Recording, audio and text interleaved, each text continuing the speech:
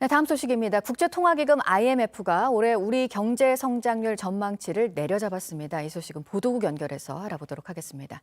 이도성 기자 3%로 제시를 했네요. 네, 그렇습니다. IMF는 지난해 10월 우리나라 경제 성장률을 3.3%로 예상했다가 이번에 0.3%포인트 낮췄습니다.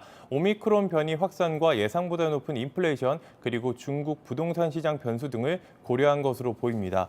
IMF는 우리나라뿐 아니라 전 세계 경제 성장의 기대치를 낮춰 잡았는데요. 세계 성장률을 4.9%에서 4.4%로, 미국과 독일, 프랑스 등 선진국은 4.5%에서 3.9%로 모두 하락한 전망치를 내놨습니다. 그렇기 때문에 우리나라 경제 성장은 상대적으로 나은 상황이라고 판단했던 겁니다. 이런 가운데 지난해 국내 국민 총생산 GDP 성장률은 4.0%로 집계됐습니다. 지난 2010년 6.8% 이후 11년 만에 가장 높은 수치입니다.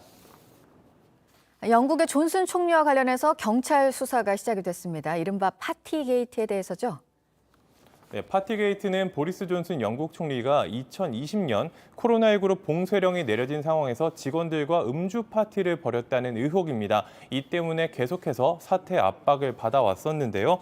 런던 경찰들은 문제의 파티들이 오래전 일이라는 점을 들어서 수사하지 않는다고 했다가 비판이 일자 내각부 조사팀 정보와 경찰 자체 분석을 토대로 수사에 들어간다고 밝혔습니다.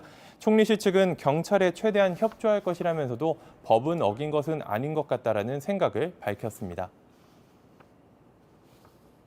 So I welcome the Met's decision to conduct its own investigation because I believe this will help to give the public the clarity it needs and help to draw a line under matters. 한편 스페인에서는 코로나19 백신 패스와 음성 증명서를 위조해 판매한 일당이 붙잡혔습니다. 보건소 직원의 도움을 받아 위조해 1,600여 명에게 넘겼는데 고객 수입에 따라 최대 우리 돈 135만 원을 받고 팔았던 것으로 밝혀졌습니다. 네, 언론인들이 취재 활동을 하다가 가장 많이 살해가 된 나라가 멕시코라고 하는데 또 피살 사건이 있었다고요?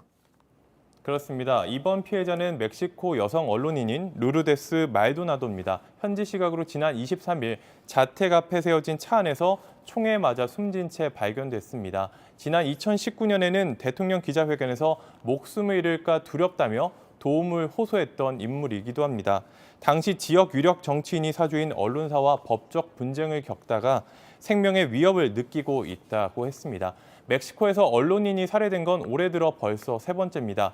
2000년부터 지난해까지 모두 140여 명의 언론인이 취재 활동과 관련해 살해된 것으로 알려졌습니다. 지금까지 아침엔 지금 JTBC 이도성입니다.